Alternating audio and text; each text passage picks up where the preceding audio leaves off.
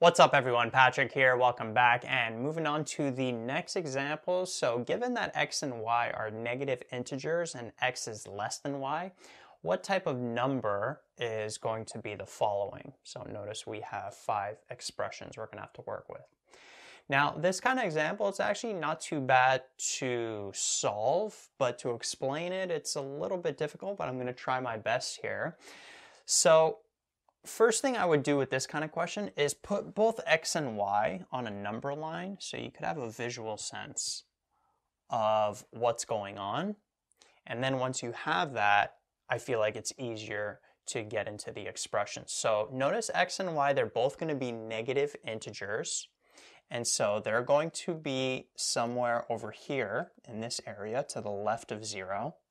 And we're also told x is less than y, meaning it's going to be more to the left than the y is. So we're going to have x over here and then y over here, right? Y is greater than x. It's more to the right on the number line than x, right? Or x is less than y.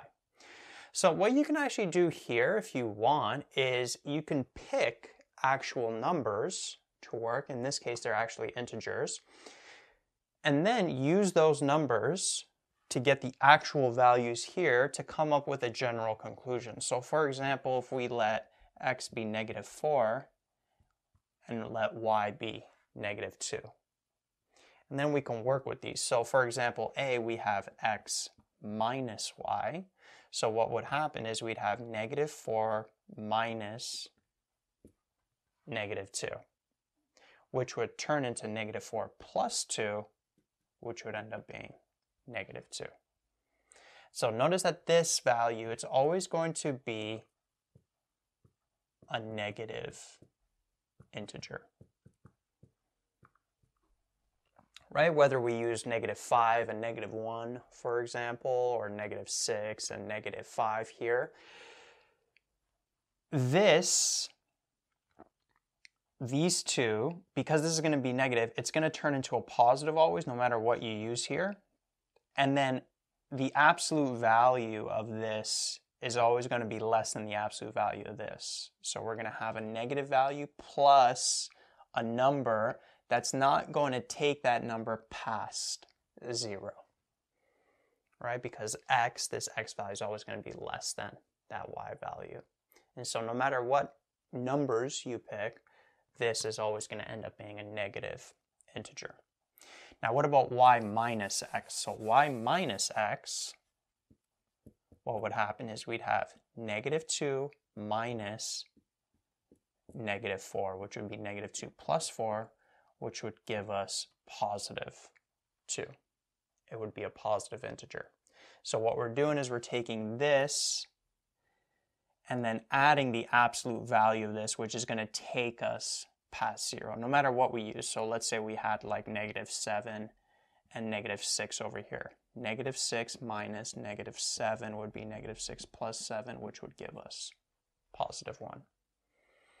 Right? So this expression here is always going to be a positive integer. Now what about x plus y?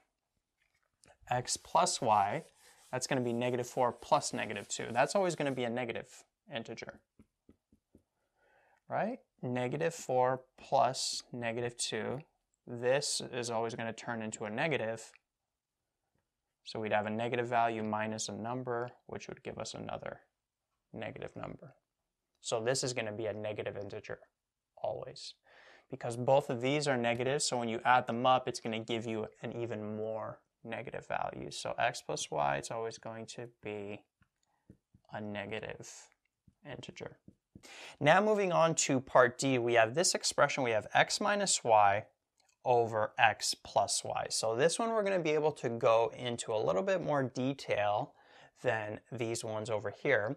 So if we draw these out again, so we got 0 over here, and then we got x and we got y. Now we use -4 and -2 as examples. Now we know that x minus y, as we shown here, as we mentioned, that's always going to be a negative integer. So Here, the numerator is always going to be a negative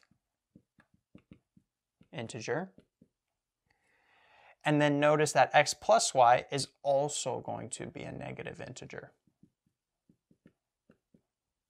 And so if we use these actual examples, right, -4 minus -2 is going to be -4 plus 2, which is going to give us -2, a negative integer. X plus y, -4 plus -2 would give us -6. Negative integer over a negative integer. And so notice that the negatives, because this is always going to be negative, this is always going to be negative, notice that the negatives are always going to be able to cancel out. And so what we'll end up having is a positive integer over a positive integer. And if you remember when we first talked about numbers, classifying numbers, that's going to be a rational number.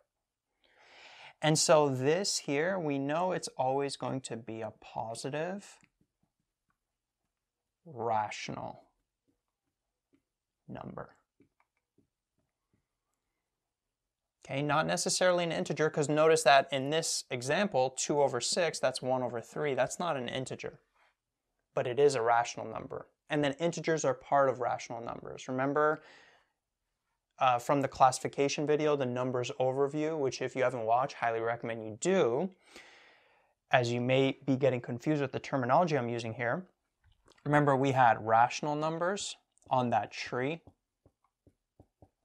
and then part of rational numbers was integers, because any integer can be written as a fraction. Remember, a rational number can always be written as a fraction of integers, and any integer can be written as a fraction. So for example, like 3 can be written as 6 over 2. All right, so any integer is always a rational number, but not all rational numbers are integers. Right? So over here we could have said integer, we could have got more specific going down that tree from that numbers overview. But over here we had to go up the tree. We had to generalize this a bit more. We couldn't say that this is going to be an integer. We had to say it's going to always be a rational number. It's always going to be a fraction of integers. These are always going to end up being integers, but they're not necessarily going to be integers where they simplify to another integer. For example, over here, 2 over 6 simplifies to 1 over 3, which is not an integer.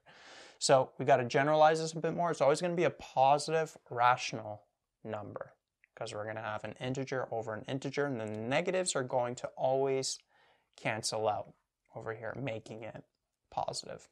Now we can go even further into detail here. This one's going to be a little tougher to explain as well. But what's going to happen is this integer, this remaining positive integer, is always going to be less than this integer. And so what we're going to have is a small integer over a large. And then you could write smaller integer over a larger integer. I'll just write small integer over a large integer. So notice that this is always going to make it what? Less than 1. Right? Whenever we have a small number over a large number, it's always going to be less than 1. So this, we can go even further into detail. This here is going to be a positive rational number. That's always going to be less than 1. To further explain this,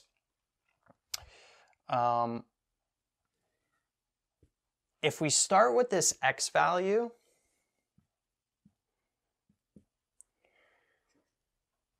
where is x minus y going to be on the timeline? Or on the number line here for this? Well, we're going to have -4 minus -2, so it's going to be -4 plus 2, which is going to be -2. So x minus y, it's always going to be to the right of x. Okay, because this y value is going to be to the right of x. It's still going to be negative, but it's always going to be to the right of x. So when we have x minus y, no matter what values you pick, let's say you pick like -7, -5, That's going to be negative 7 plus 5, which would be negative 2, right? So that x minus y, this is 0 here, it's always going to be to the right of x, while x plus y, it's always going to be to the left of x. So x plus y is going to be over here, right? Negative 4 plus negative 2 is going to be negative 6. It's going to be even more negative. And so we're going to have this value over this value. Notice how both of these are negative at this point, but if we get rid of the negative signs, it's like we're almost like flipping this.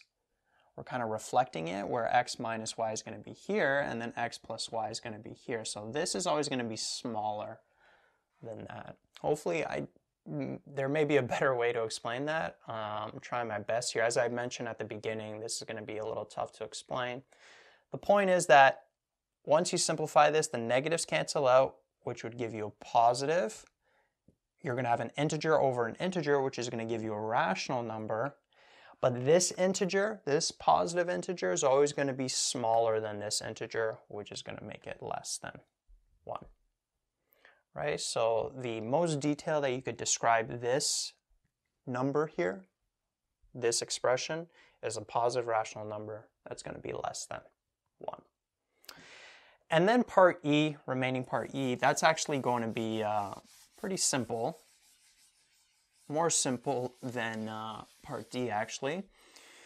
This is actually always going to end up being negative 1. So notice that if we use those same values, so we got 0, we got x, we got y, we got negative 4, negative 2, it's going to happen y minus x.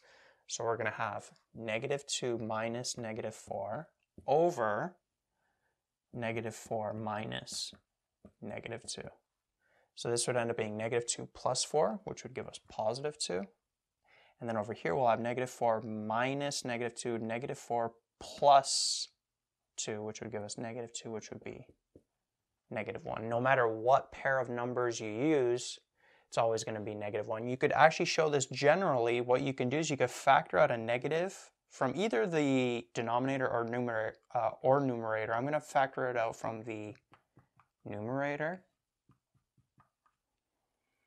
And then notice that then these two expressions are going to equal, and then you can just cancel those out. And so it's always going to simplify to negative 1, no matter what values you use here. These didn't even have to be negative integers. They could also be positive integers or any mix. Because this is always going to happen, you're always going to end up with a negative 1. So this expression here, it's always going to equal negative 1.